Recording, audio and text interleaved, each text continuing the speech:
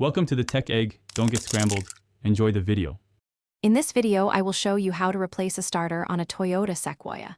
Before we begin, safety is paramount. Always disconnect the negative battery terminal to prevent electrical shorts.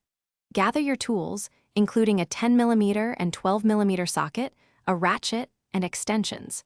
Make sure your vehicle is securely supported on jack stands on a level surface. This ensures a safe and smooth repair process for everyone involved. Now, let's locate the starter.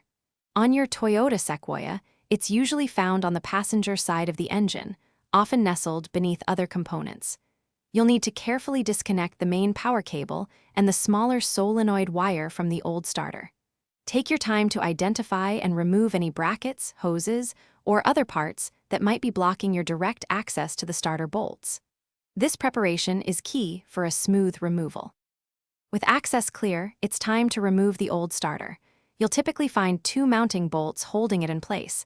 These are usually 12mm bolts. Use your ratchet and extension to loosen and remove them. Once the bolts are out, carefully wiggle and pull the old starter free from its housing. It might be a bit heavy, so be prepared. Take a moment to inspect the old unit for any obvious issues. Now, let's install your new starter. Carefully guide the new unit into position, ensuring it seats correctly. Reinstall the two 12mm mounting bolts and tighten them securely, typically to about 29 foot-pounds. Reconnect the main power cable and the solenoid wire, making sure they are snug. Finally, reattach any components you removed, reconnect the negative battery terminal, and start your Sequoia to confirm the repair. Thanks for watching. Consider subscribing if I helped unscramble your problems.